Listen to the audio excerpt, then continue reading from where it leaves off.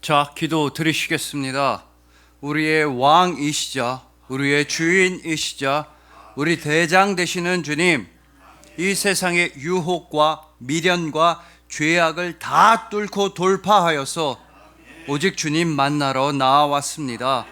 이 세상 모든 것보다 주님이 훨씬 더 좋아서 주님 말씀 들으러 이곳에 나와왔습니다.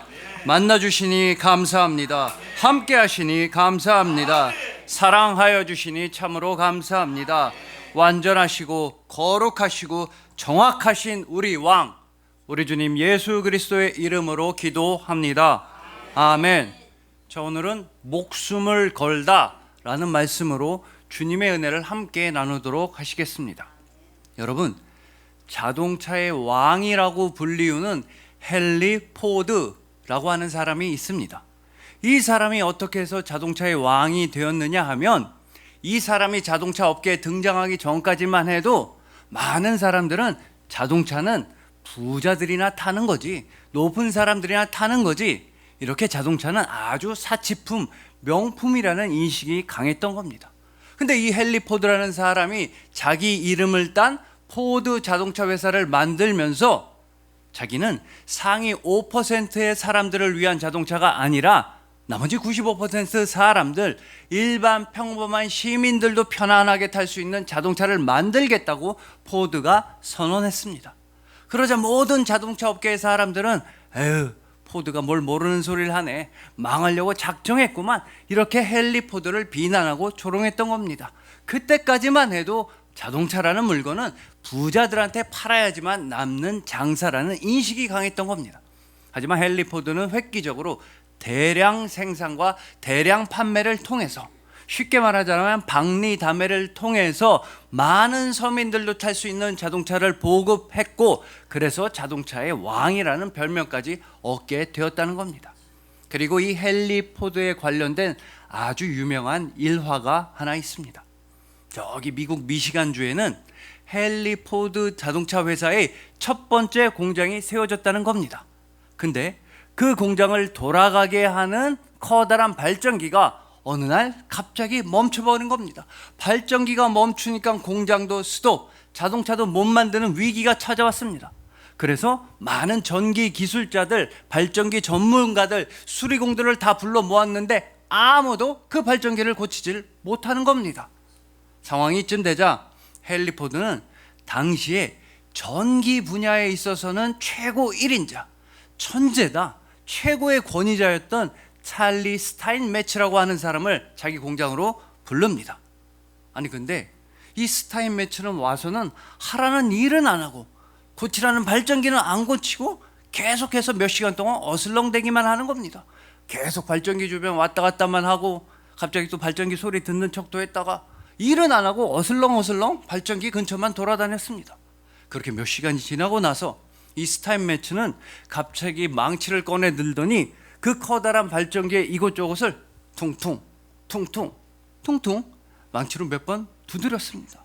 그러자 그때부터 발전기가 다시 움직이기 시작하는 겁니다. 발전기가 돌아가니까 공상도 정상 가동이 되었습니다.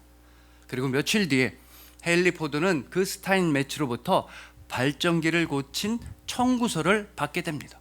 청구서에 적혀 있는 가격은 1만 달러. 이건 당시로서 1만 달러는 정말 상상도 할 수 없는 엄청나게 큰 금액이었지만, 헨리 포드는 그 상상보다 훨씬 더 상상할 수 없을 정도로 엄청난 부자였기 때문에 1만 달러 정도는 청구비로 지급할 수가 있었습니다.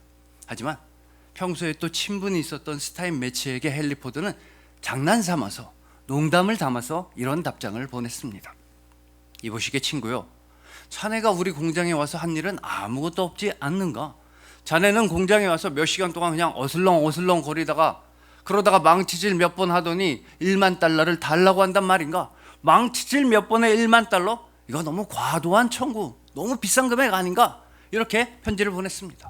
그리고 며칠 뒤에 이번에 헨리 포드는 스타인매츠로부터 계산서가 아주 정확하게 적힌, 요목이 잘 적힌 청구서를 받게 됩니다. 그 청구서를 열어보니까 망치질 몇 번 한 거 10달러, 그러나 어디를 두들겨야 하는지 알아낸 것 9,990달러, 합계 1만 달러, 이렇게 써 있었다는 겁니다. 헨리 포드는 군말 없이 1만 달러를 지급했습니다. 여러분, 이처럼 정말 중요한 건 뭔지를 제대로 아는 것입니다. 발전기가 고장났으면 어디가 고장났는지 알아야 하며, 뭐가 해결책인지 알아야 하며, 어디를 두들겨야 제대로 작동하는지를 알아야 하는 것입니다. 우리 삶도 마찬가지입니다. 우리 인생에 있어서 근원적인 문제가 뭔지 정확히 알아야 하며, 그 해결책이 뭔지를 알아야 하며, 어느 방향과 목표로 달려나가야 하는지를 우리를 정확히 알아야만 하는 것입니다. 그리고 우리의 유일한 해결책이시자 목표이시자 표대는 오직 예수 그리스도 한 분이십니다. 우리는 오직 예수님만 바라보고 의지하면서 우리 삶은 열심히 충성되게 달려나가야만 하는 것입니다. 바로 오늘 본문에서도 이 세 명의 용사들은 자신들의 대장이자 왕인 다윗을 위해서 자신들이 가진 모든 헌신과 충성과 노력을 다 바쳤던 것입니다. 근데 그 다윗은 또 하나님께 자신의 모든 것을, 자신에게 제일 귀한 것을 기꺼이 바쳤던 것입니다. 그러므로 오늘 본문에 등장하는 모든 충성, 노력, 헌신과 봉사와 희생은 오직 만왕의 왕 하나님 한 분만 향해서 집중되고 있다는 뜻입니다. 이제는 우리도 이 세 명의 용사들처럼, 또한 다윗처럼 정말 목숨을 걸고 주님 나라를 위해 돌파하고 달려가고 헌신하고 승리하는 천국의 용사가 되어야만 하는 것입니다.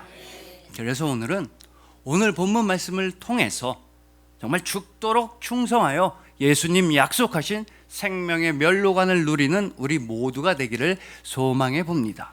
예수님께서 먼저, 예수님께서 또한 직접, 예수님께서 이미 목숨을 거셔서 모든 영광과 행복과 구원과 사랑을 넘치도록 베풀어 주신 여러분들을 주님의 이름으로 축복합니다.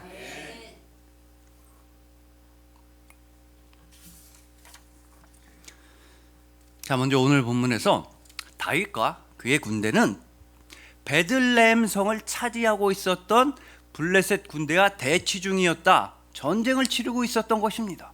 이 전쟁의 한복판에서 뜬금없이 다윗은 근데 혼잣말을 합니다.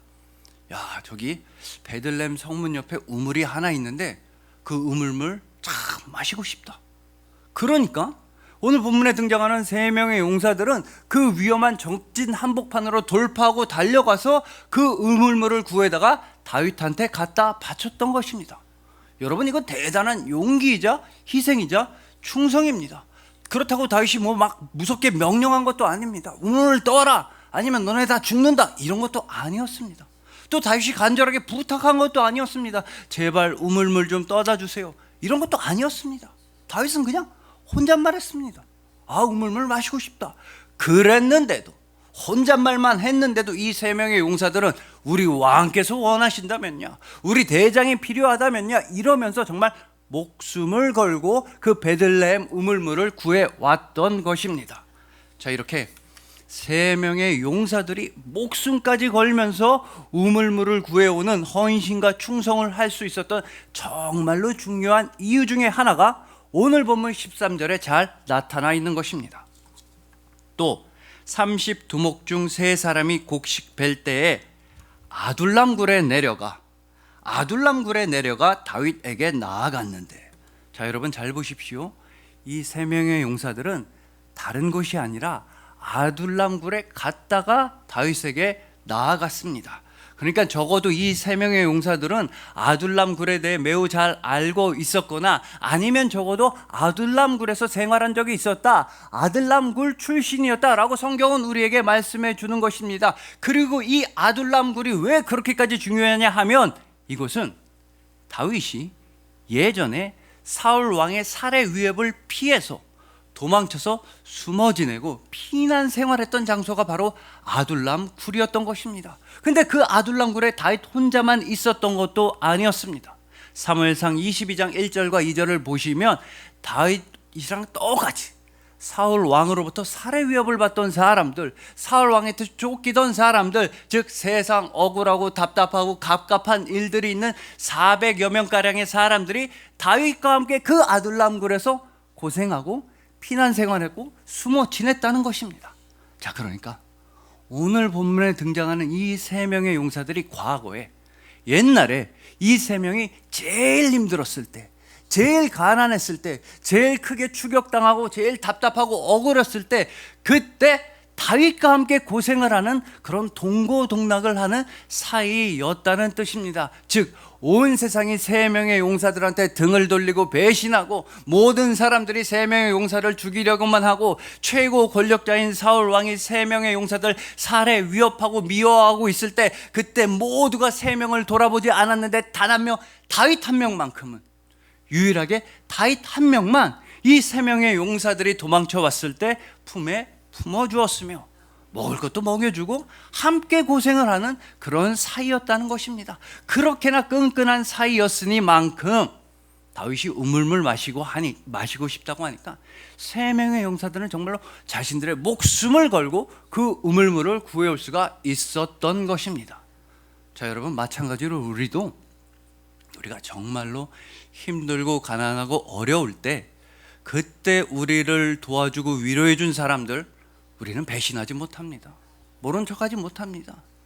나한테 정말 슬픈 일이 있을 때 나를 위해서 눈물 흘려준 사람, 우리는 잊을 수가 없습니다. 나한테 기쁜 일이 있을 때 막 박수 쳐주고 자기 일처럼 기뻐해 준 사람, 우리는 미워할래야 미워할 수가 없는 것입니다. 그리고 그런 사람들 중에 가장 대표적인 사람들이자 동시에 세상에서 유일한 사람들이 바로 여러분의 가족입니다. 여러분의 가족은 여러분들을 진짜로 아끼고 사랑하는 것입니다. 자, 여러분, 호원숙이라고 하는 작가님이 계십니다. 근데 사실은 이 작가님보다 이 작가님의 어머님이 훨씬 더 유명한 작가님이시니 바로 박완서 작가님입니다. 그러니까 호원숙 작가님은 박완서 작가님의 큰딸, 첫째 딸 되십니다. 이 호원숙 작가님의 책에는 만두에 관한 이야기가 하나 실려 있습니다. 이 작가님의 남동생이 옛날에 그렇게 만두를 좋아하고 그렇게 만두를 잘 먹었다고 합니다. 특히나 다른 만두 말고 엄마가 직접 만든 만두라고 하면 나 앉은 자리에서 25개 한꺼번에 먹었다, 이렇게 웃으면서 자랑할 정도로 엄마가 만든 만두를 남동생이 그렇게 좋아했다는 겁니다.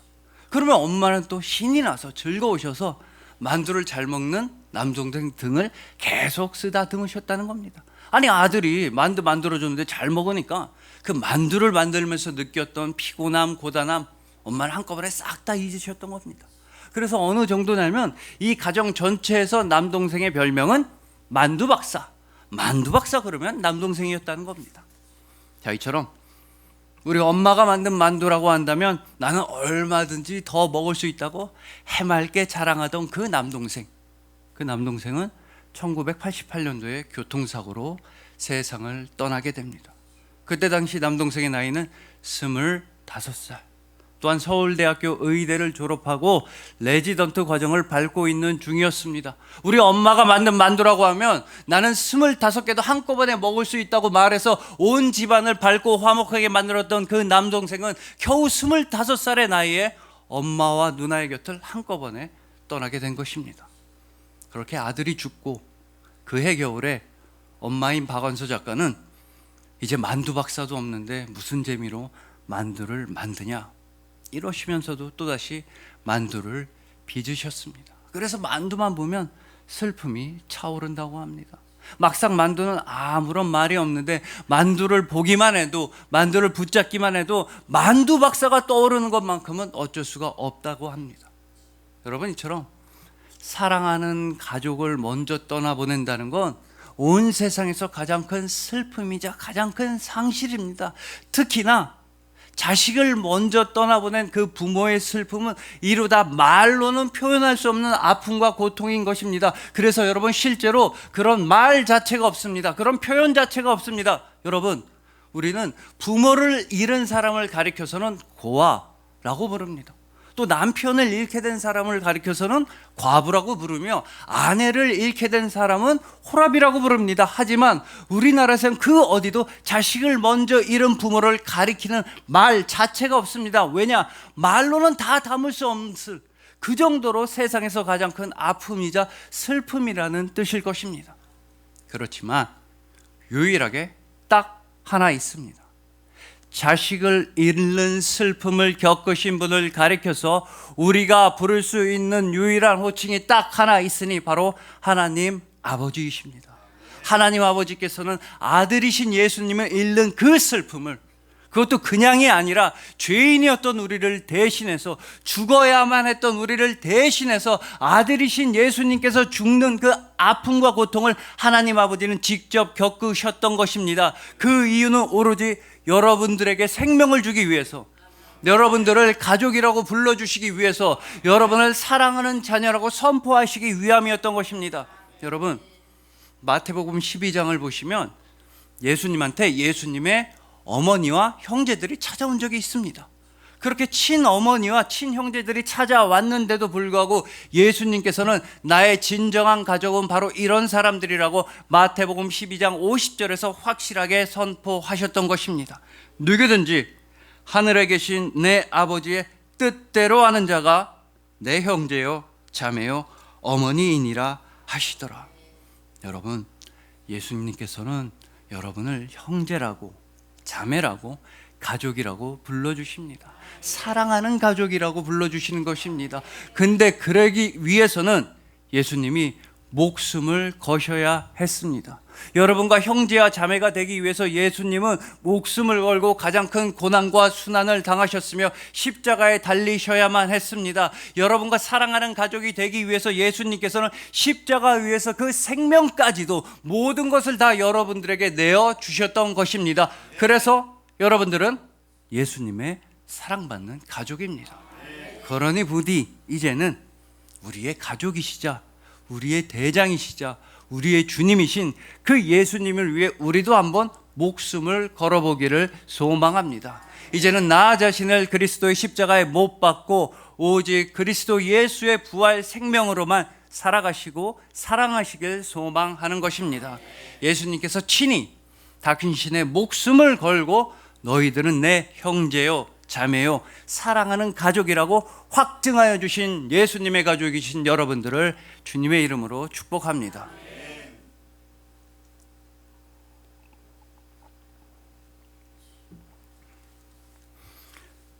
자, 다음으로 이미 말씀드린 대로 오늘 본문 15절에서 다윗은 베들레헴 성문 우물물을 되게 마시고 싶어 했습니다. 그리고 여러분이 잘 아시는 대로 이 베들레헴은 다윗의 고향입니다. 고향이니만큼, 그러니까 고향의 우물물이니까 다윗이 그 베들레헴 우물물을 마시고 싶어 했던 건 어찌 보면 당연한 일일 수도 있습니다.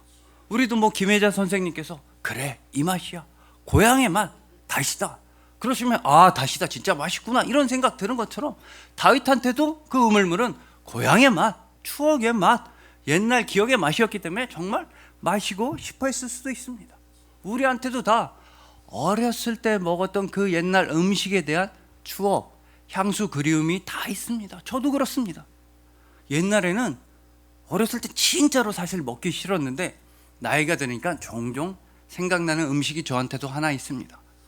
그 음식이 뭐냐면 요새 말로는 김치 볶음이라고 해야 될 것 같습니다. 근데 옛날에는 이게 사투리인지 몰라도 김치를 볶는다고 안 하고 김치를 지진다고 했습니다.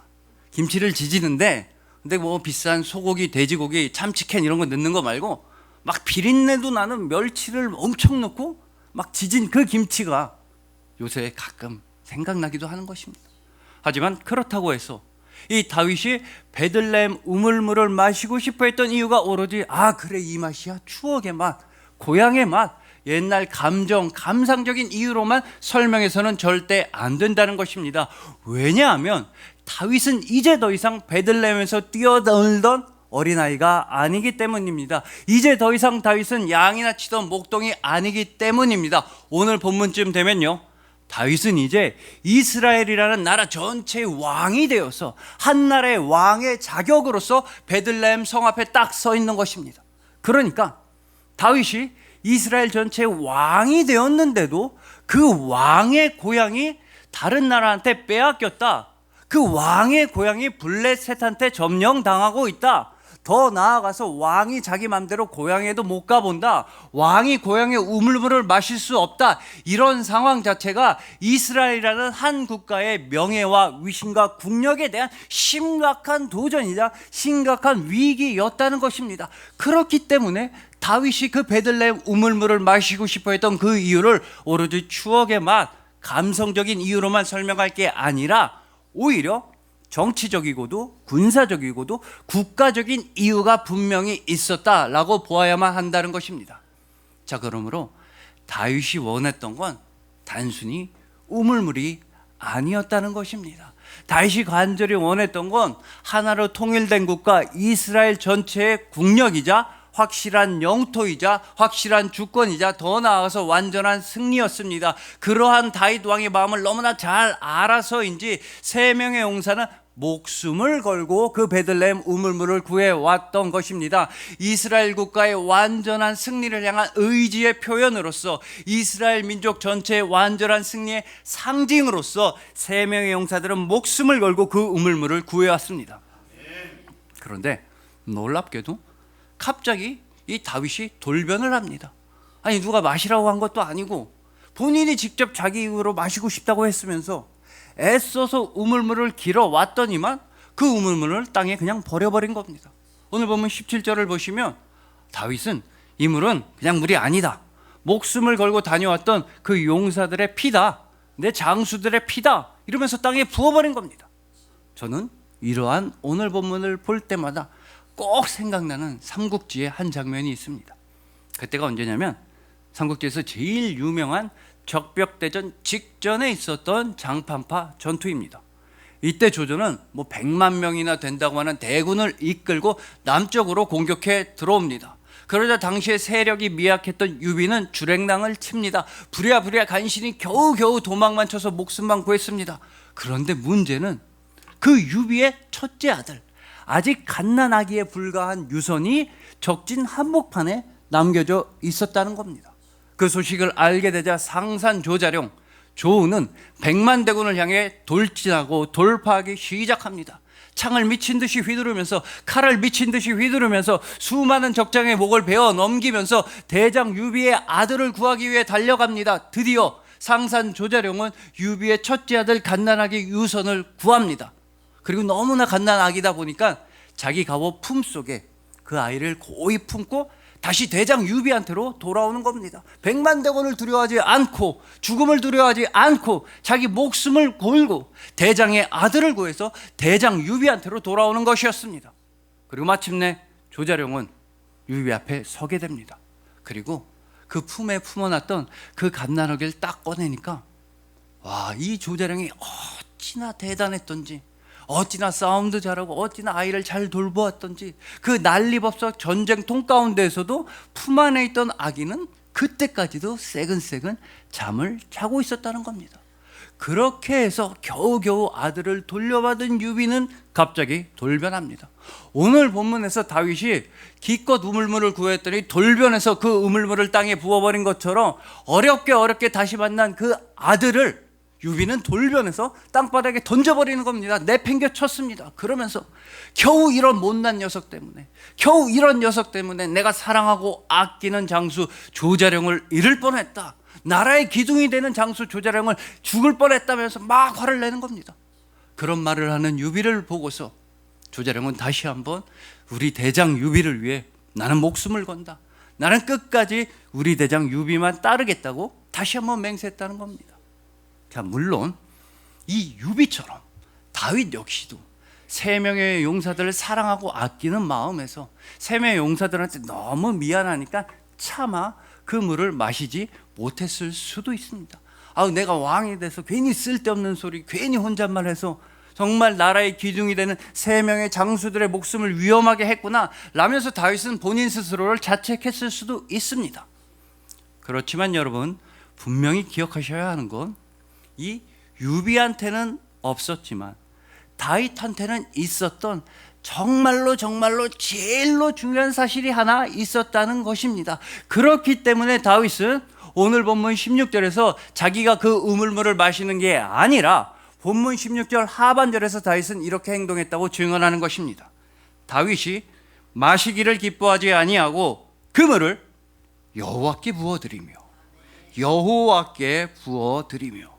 여러분 잘 보십시오. 다윗은 아무 생각 없이 금을 땅바닥에 버린 게 절대 아닙니다. 그냥 무작정 금을 내팽겨친 게 절대 아닙니다. 그 물을 여호와께 부어드리며, 즉 다윗은 그 귀한 베들레헴 우물물을 가장 먼저 하나님께 드렸던 것입니다. 나를 왕으로 세워주신 하나님, 진정한 왕이신 하나님, 만왕의 왕이신 하나님께 그 귀한 우물물을 가장 먼저 드리고 온전히 다 바쳤던 것입니다. 왜냐? 그 우물물도 그렇고 베들레헴 성도 그렇고 이스라엘 민족과 나라 전체도 다 그러하고 모든 전쟁, 승리, 영광 모든 것이 다 오직 하나님 아버지 한 분의 것이기 때문입니다. 여러분 한번 생각해 보십시오. 솔직하게 말해서 다윗은 원래는 처음에는 그 우물물 자기가 마시고 싶어 했습니다. 자기가 마시려고 했습니다. 즉 처음에 다윗은 자기 자신을 먼저 생각했다는 것입니다. 그렇지만 이 세 명의 용사들의 용기와 충성과 헌신을 보게 되자, 이 세 명의 용사들의 무엇보다 목숨을 건 희생을 보게 되자 다윗의 마음은 완전히 변하게 되었습니다. 원래 이 물 내가 마시려고 했는데 감히 내가 마실 물이 아니다. 하나님께 먼저 드려야지. 하나님이 항상 최우선 1등이시다. 하나님 감사합니다. 하나님 영광 받으시고 너무나 사랑합니다. 이런 마음으로 완전히 변하게 되었던 것입니다. 우리도 이 다윗처럼 내가 아니라 주님을 먼저 생각한다면, 우리 삶의 우선순위, 우리 인생의 1순위를 주님 나라에 둔다면 그땐 우리도 정말 목숨을 걸고 주님 나라를 위해 헌신하고 충성할 수 있는 천국의 용사가 된다는 것입니다. 자, 이렇게 믿음과 충성으로서 완전히 달라진 삶에 관해서 저기 캐나다 토론토에서 사역하시는 켄 시게바치 목사님은 이런 간증을 하십니다. 이 목사님께서 10대이실 때, 청소년일 때 비로소 그때부터 목사님의 어머님은 예수님을 믿기 시작하셨다는 겁니다. 예수님을 믿게 되자 그때부터 어머님은 완전히 달라지셨습니다. 그 전까지만 해도 어머님은 자식들한테 공부 좀 해라, 성적 좀 올려라, 이렇게 공부와 성적만 강요하셨다는 겁니다. 아무래도 이 일본에서 머나먼 캐나다로 이민을 간 이민자 가정이니만큼 자식들은 열심히 공부해서 성공해라, 객지에서 고생하지 말고 타지에서 배 굶지 않고 정말 보란듯이 잘 살아라, 그런 엄마의 마음으로 열심히 공부하라고 말씀하셨을 겁니다. 그러나 예수님을 믿게 된 그 순간부터 어머님께서는 더 이상 세상에서의 성공이나 사람들의 시선을 의식하지 않게 되셨습니다. 오히려 자식들한테는 공부 대신에 믿음이 중요하다, 예배 열심히 들어라, 예수님 잘 믿는 것이 제일 소중하다, 이런 말씀만 계속 강조하셨던 것입니다. 오죽하면 이제 목사님께서 대학 입학 원서를 집어넣어야 하는데 그 목사님 따로 부르셔서, 얘야 너는 절대로 나중에 뭐 학벌, 연봉, 성공, 출세 이런 걸로 대학교 결정하면 절대 안 된다. 그러지 말고 주님께서 너한테 주신 소명을 이루는데 도움이 되는 학교, 주님 나라를 위해 봉사할 수 있는 그런 학과를 선택해야만 한다 라고까지 말씀하셨던 것입니다. 다른 모든 자녀들한테도 성공과 공부 대신에 믿음과 소망과 사랑만 가르치셨습니다. 근데 어머님께서 그렇게 열심히 믿음에 대해 가르치시니까 오히려 아이러니컬하게도 목사님네 5남매는 전부 다 대학원 이상까지 공부를 마치셨다는 겁니다. 그런데도 어머님은, 자식들이 다 대학원 이상 나왔는데도 우리 자식들 공부 잘합니다, 내 자식들은 대학원까지 나왔습니다, 이런 걸로는 어머님은 단 한 번도 자랑을 하지 않으셨다는 겁니다. 반대로 어머님은 우리 자식들은 교회 열심히 다닙니다, 내 자녀들은 교회를 위해 봉사 많이 합니다, 이런 걸 평생의 자랑으로 기뻐하셨다는 것입니다. 자, 그러니까 예수님을 진짜로 만나고 진짜로 믿게 되자 우리 어머님께서는 이전까지 품고 계셨던 그 모든 두려움, 불안함, 초조함, 갈급함, 이런 모든 부정적인 마음들은 다 그리스도의 십자가에 못 박아 버리시고 이제는 오직 예수 그리스도 한 분으로만 살아가고 나아가게 되셨던 것입니다. 그 믿음의 어머니 한 분이 5명이나 되는 자녀들을 훌륭한 믿음의 자녀로서 성장시키게 하셨던 것입니다. 마찬가지로 이 다윗도 원래는 처음에는 자기가 그렇게 간절히 원했던 그 베들레헴 우물물은 다윗은 본인이 마시지 않고 하나님께 먼저 드리고 하나님께 먼저 바쳤습니다. 그러자 하나님께서는 그 우물물보다 100배, 1000배, 10,000배, 억배는 훨씬 더 좋은 물을 베들레헴에 베풀어 주셨습니다. 바로 다윗의 고향인 베들레헴에서 다윗의 자손이신 예수 그리스도를 태어나게 하셨던 것입니다. 이 예수님 한 분만이 유일하게 우리가 목숨을 걸고 섬기고 충성하고 사랑할 수 있는 유일한 분이십니다. 우리한테 뭐 예수님 말고 다른 대장, 다른 주인, 다른 왕 전혀 없습니다. 오직 예수님 한 분만이 우리의 영원한 생명수가 되어 주시는 것입니다. 그러니 부디 진짜 목숨을 걸고 우물물을 가지러 갔던 이 3명의 용사들처럼 또한 그렇게 자신이 원하고 구했던 그 우물물을 하나님께 먼저 다 바쳤던 다윗처럼 정말 목숨을 걸고 주님께 충성하고 순종하시길 소망합니다. 여러분들의 아주 작은 헌신과 봉사와 노력과 희생을 주님께서는 다 기억하시고 1000배로, 10,000배로, 억배로 갚아주신다는 그 은혜에 감사하시길 소망하는 것입니다. 영원히 목마르지 않는 참된 생명수이신 예수 그리스도만 향해서 생명과 충성과 헌신과 삶을 온전히 다 올려드리시는 여러분들을 주님의 이름으로 축복합니다.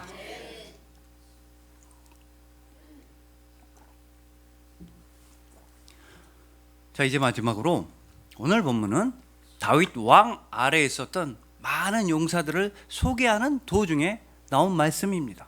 그러니까 오늘 본문인 사무엘하 23장 전체가 다 다윗 왕 휘하에 있었던 37명의 용사들을 소개하는 목록이었다라는 뜻입니다. 그런데 너무나 의미심장하게도 다윗 왕 아래에 있었던 37명의 용사 중에 가장 마지막 용사는 바로 이 사람이었다고 사무엘하 23장 39절은 증언하고 있습니다. 햇사람 우리아라. 이상 총수가 37명이었더라. 자, 여러분이 잘 아시다시피 이 햇사람 우리아의 아내가 바로 그 밧세바이며 그 밧세바를 보고서 다윗 왕은 정말 나쁜 죄악을 저질렀던 겁니다. 근데 여기서 더 나아가서 다윗 왕은 자기 잘못 숨기려고 자기가 죄악을 안 저지르는 것처럼 하려고 충성스러운 신하 우리아를 살해야 하는 정말 더 나쁜 죄악까지 저질렀던 겁니다. 여러분, 여기서 끝이 아닙니다. 방금 읽어드린 이 사무엘하 23장 39절에 곧바로 이어지는 사무엘하 24장에서 다윗 왕은 인구조사라고 하는 또 다른 죄악도 저지르게 됩니다. 자, 이 백성들 다 내 거다. 이 땅도 다 내 땅이고 금은보화 다 내 거다. 이런 교만한 마음으로 다윗 왕은 인구조사의 죄악을 또 한 번 저질렀던 겁니다. 자, 그러니까 오늘 본문에서까지만 해도 자기 부하들, 신하들, 백성들을 그렇게 사랑하고 아끼고 위했던 그 다윗 왕은 오늘 본문에서까지만 해도 자기가 그렇게도 원했던 베들레헴 우물물을 자기가 마실 게 아니라 하나님께 먼저 다 드렸던, 그렇게 충성스럽고 신실했던 그 다윗 왕은 훗날 이렇게 끔찍한 죄악을 저지르는 왕이 되었다라는 것입니다. 하지만 뭐 그렇다고 해서 여러분, 제가 이 다윗 왕을 그냥 비난하기 위해서 다윗 왕은 구제불능인 왕입니다, 이런 말씀을 드리려고 이 말씀을 드리는 게 절대 아닙니다. 오히려 모르긴 몰라도 다윗 왕보다는 바로 우리가 훨씬 더 많은 죄악과 잘못과 실수를 저질렀을 것입니다. 그렇기 때문에 다만 이렇게 죄악도 많고 허물도 크고 연약하고 부족한 우리를 구원하기 위해는 그 다윗 왕으로서는 역부족이었다라는 의미인 것입니다. 물론 최고로 신실하고 업적도 많고 훌륭하고 정말 최고의 왕 중에 한 명인 그 다윗 왕이었지만, 그렇다 할지라도 죄인이었던 우리를 완전히 구원하기에는, 죄인이었던 우리를 영원히 구원하기에는 그 다윗 왕으로서는 부족했다는 뜻입니다. 그래서 영원하시고 완전하시고 흠이 없으시고 거룩하신 왕께서 직접 여러분을 찾아가 주셨으니 바로 우리 주님, 우리 왕 예수 그리스도이십니다. 하지만 우리 왕께서는 단 한 번도 백성들이나 신하들이나 또는 부하들의 피를 요구하신 적이 단 한 번도 없으십니다. 우리 왕께서는 백성들인 우리들 보고 단 한 번도 너희들 돈 좀 많이 갖고 와라, 너희들이 일방적으로 희생해라. 너희들이 나 대신에 죽어야 되지 않겠냐. 이런 말씀 우리 왕은 단 한 번도 하신 적이 없으십니다. 오히려 우리의 왕께서는 당신이 직접 목숨을 걸고 영원한 생명의 우물문을 여러분을 위해 길어와 주셨던 것입니다. 우리의 왕께서는 오히려 목숨을 걸고 당신의 생명의 보혈을 모두 다 여러분을 위해 흘려주셨던 것입니다. 바로 십자가 위에서 우리의 왕께서는 목숨까지도 모든 것을 다 내어주시고 다 이루셨던 것입니다. 바로 우리 왕의 십자가로 말미암아 여러분들을 힘들게 하고 괴롭히는 모든 죄악과 절망과 어둠과 슬픔은 모두 다 사라지게 되었으며, 여러분들을 가장 두렵고 떨리게 하는 그 죽음마저도 여러분들은 십자가로 당당하게 승리하게 되었던 것입니다. 왜냐하면 우리의 왕은 오직 사랑의 왕이시기 때문입니다. 우리 왕께서는 여러분을 대신해서 죽으실 만큼 여러분을 사랑하시며 여러분을 위해 부활하실 만큼 여러분을 사랑하시는 왕이십니다.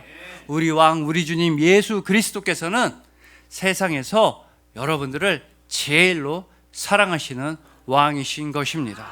그리하여 우리 주님 예수님께서 직접 목숨을 걸고 형제와 자매와 사랑하는 가족으로 품어주신 여러분들, 영원하고 마르지 않는 생명수이신 예수 그리스도만을 향해서 모든 충성과 헌신과 봉사와 모든 삶을 다 온전히 바치시는 여러분들, 완전하신 왕께서 완전하고도 거룩하고도 정확하고도 영원토록 사랑하여 주시는 여러분들을 진심으로 사랑하고 축복합니다. 기도 드리시겠습니다.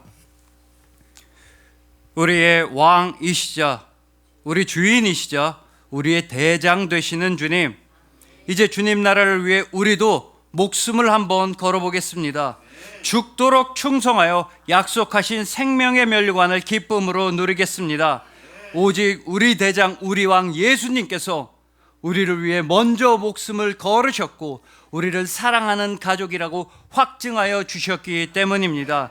우리는 예수님의 형제요 자매요 사랑받는 가족입니다. 이 세상의 모든 죄악과 고난과 절망을 다 돌파하여 베들레헴 우물물, 바로 우리의 충성과 헌신과 감사를 주님께 올려드립니다. 우리 삶 전체를 주님 손에 맡겨드립니다. 우리의 사랑을 주님의 영혼에 올려드립니다. 우리에게는 오직 주님 한 분밖에 없습니다. 우리를 완전하게 구원하여 주시니 감사합니다. 우리를 거룩하게 승리하게 하여 주시니 감사합니다. 우리를 정확하고도 끝까지 영원토록 사랑하여 주시니 오직 감사뿐입니다. 완전하시고도 거룩하시고도 정확하신 우리 왕, 우리 주님 예수 그리스도의 이름으로 기도합니다. 아멘.